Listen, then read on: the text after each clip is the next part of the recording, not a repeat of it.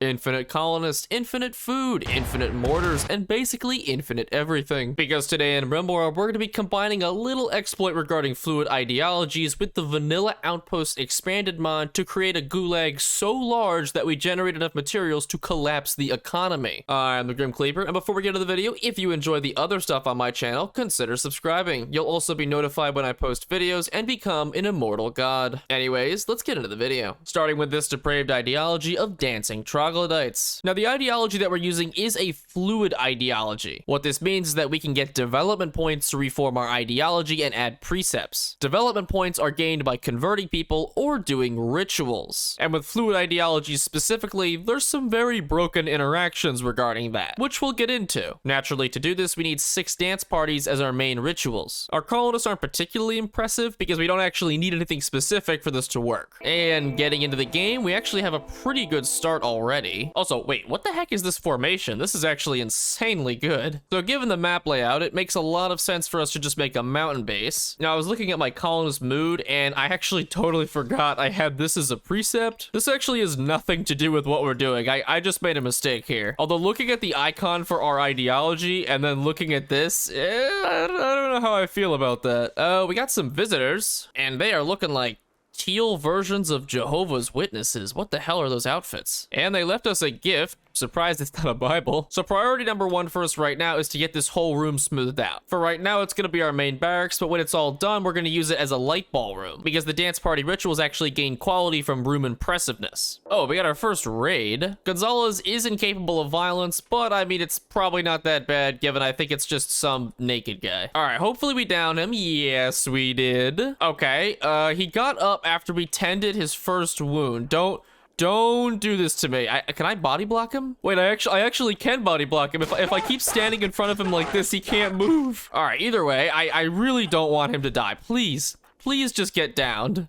Oh. Okay, well, it looks like we're gonna have to wait on the next person. Well, I think Bandit's eating this guy? We didn't actually need that guy, but he would have been pretty nice to have, because our plan relies around having a ton of colonists. Oh, we got the solitary Duchess. I don't know why I said it like that. Isn't it just Duchess? So we'll accept the quest for Joe. Joe who, you may ask? Joe Riley. There's no punchline. Zila made it 3 steps, and now she's on a fire starting spree in the middle of nowhere. Good job, Zila. I knew. Wow, this is gonna happen, isn't it? All right. After saving her life without a single scratch, we are now gonna take the liberty of just depositing her in jail ever so slightly. Thank you. Now, as much as this makes the Empire hostile to us, it's not really a big deal. I did explain this in a previous video, but if you get a level 6 Psycaster from the beginning Empire quest, you should just go ahead and arrest them. Because while they have 159 resistance, they only have 6.3 will, so enslaving them is really easy. And because the person's always a wimp, we can also convert them really fast. So by converting Zila here, we do actually gain a point towards our ideology. Up here, you can see that now we have 1 out of 10 development points. But our trick regarding fluid ideology revolves completely around this. See, each time we do one of these dance rituals, we gain 1 more development point if it's a good ritual, and 2 development points if it's an excellent ritual. But with enough dancing and rituals, we can constantly be reforming our ideology. Normally, reforming your ideology just allows you to add another meme up here and change some precepts around. But what it also does is it lets you change your rituals. So now that most of this room is complete, we can go ahead to build our loudspeakers and light bulb. Not before we get another raid, though, from the Skaven. Oh god, this one's got a slingshot. Today the gods will decide your fate. I think it's the rock that you're hurtling at me. Or in my case, the bullet.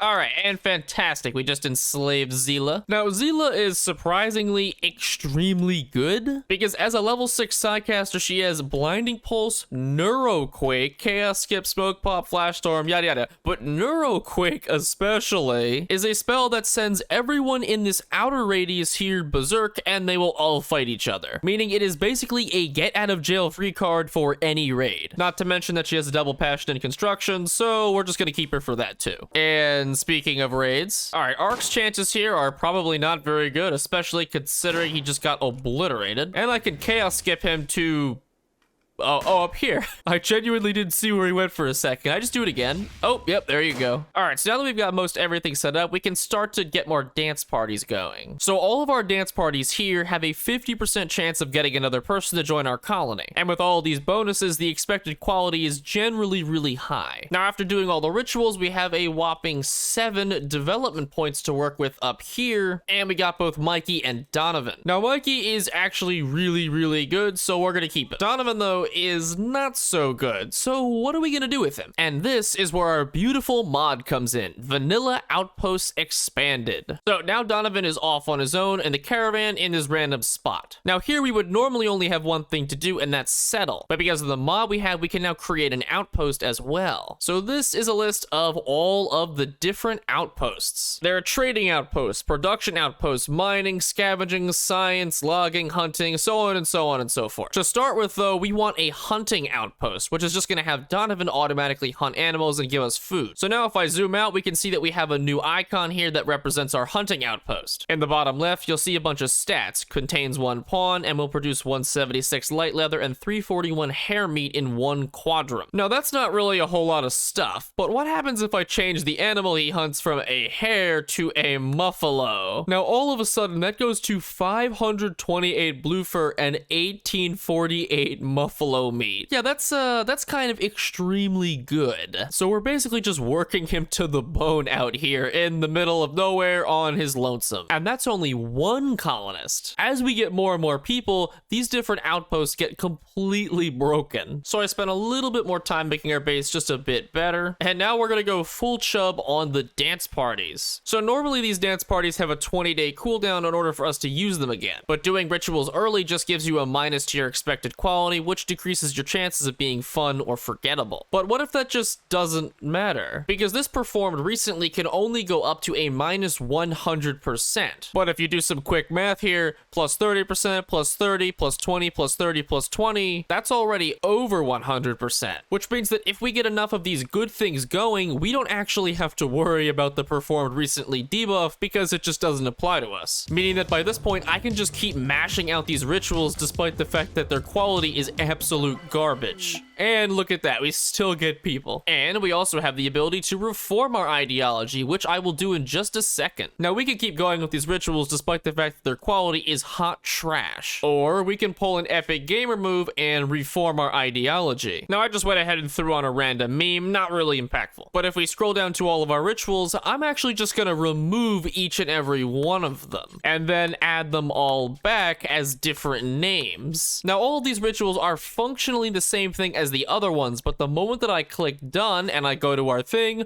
all the cooldowns have been reset, meaning that I can go ahead and do another 6 additional parties, which also give us more development points. All right, now at this point, we're up to a pretty healthy amount of people that I'm going to be sending off to the gulag. And all the new people I've put into caravans and sent them off to their respective destinations. Oh my god, Gonzalez is throwing a party. Dude, you guys literally just danced for like 6 days straight, not even joking. All right, so Masahiro's at the other settlement, and now if I add him here, our amount of food goes up to 4,300. Oh my god. Meanwhile, Tina's caravan over here, I can create another outpost. For this one, I'm gonna make a farming outpost. With the farming outpost, we have access to all these different things over here. 17 dribbling cap poison darts. I don't know what that's from. And with Ked's caravan, the last one, we can make a mining outpost. Now, all of these outposts scale in different ways. The hunting outpost just gives us raw stuff in exchange for skill. The farming outpost requires different levels of skill for different things. And the mining outpost gives us a flat amount of stuff, but with certain amounts of skill levels, we get very good stuff. But despite that, we can go ahead and reform our ideology yet again. And once again, by removing and re-adding all of our dance rituals, I could just reset the cooldown and we can do it again. Now, I've been choosing to do this with colonists and getting recruits, but you can technically do this with any reward just so long as you have it and are able to tie it to a dance party. So if you did something like like nearby faction goodwill, you could just have infinite goodwill. The best part of this is, while you're doing the dance parties, everyone's mood just ends up being really, really high anyways. I mean, look at this guy over here. He has plus 37 and then times 3 plus 19. And pretty much everybody is in the same boat where they just have maxed moods because, you know, why shouldn't they? All right, so I'm just gonna grind this for a little while and I will be back as soon as I have enough colonists where I feel like I'm good with this. Oh god, okay, we got hit with a raid from the Under Empire. However, this is the perfect time to use one of our new outposts. And over here, we have set up the Artillery Outpost with an ability called Artillery Strike. This ability I can use anywhere in this radius, and if I click on our settlement, it now gives me a targeter. Because these Skaven are just gonna wander around idly for a little while, if I use the Artillery Strike, yeah, and there we go. Okay, that was actually a little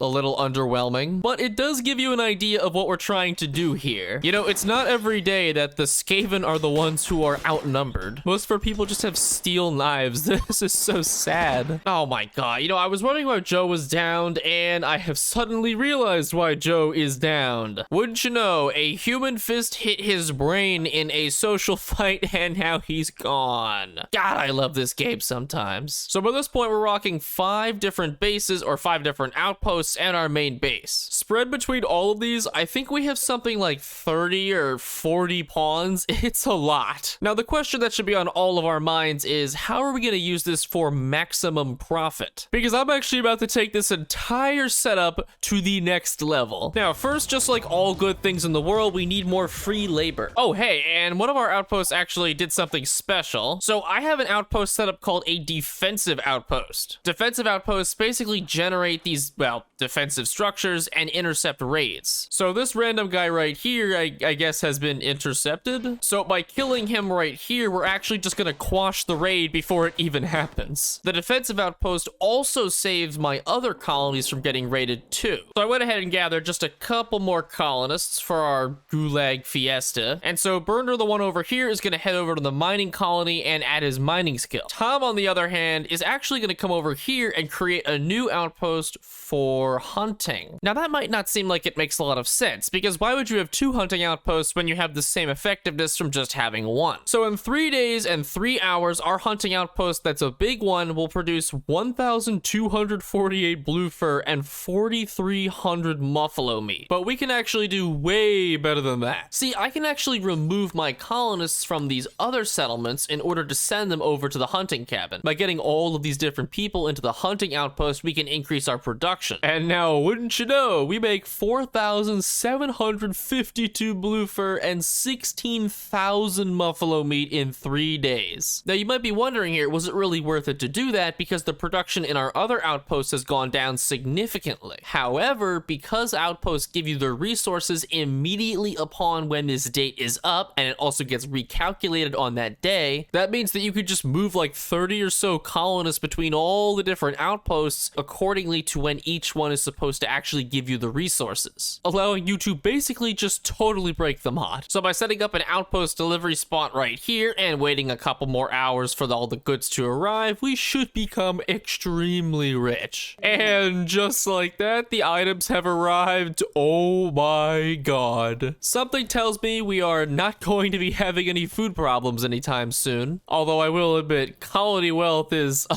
little bit concerning. Oh my god. Now, in order for us to get even more resources, I can actually just go ahead and remove every single pawn from this colony here. Although I do need to leave 1 person here just to make sure that the colony actually exists. So now we can go ahead and send our entire caravan over here to this planting outpost. And whereas before it was only making about 100 or so coffee, now it's making 1,700 tea leaves in 2 days. And I haven't even really been doing this for very long. I mean, if I sat here for enough time, I could easily gather several hundred colonists, because I could just keep doing these rituals over and over again. And if your colony wealth ever gets too high, you can actually just form a caravan and deposit this stuff into your outposts, where it will not contribute to your colony wealth and won't deteriorate. Oh, and if you really want to destroy this as much as you can, just make a science outpost. Because let's say that I wanted to research these smoke pack pops. Well, That was easy. Of course, all of that is fairly optional in the grand scheme of things, given that you could just use fluid ideologies in order to get infinite ritual rewards anyways. If you enjoyed the video, consider leaving a like and subscribing. Also, I'll be streaming on my Twitch, so check that out if you want to see more. Thanks for watching.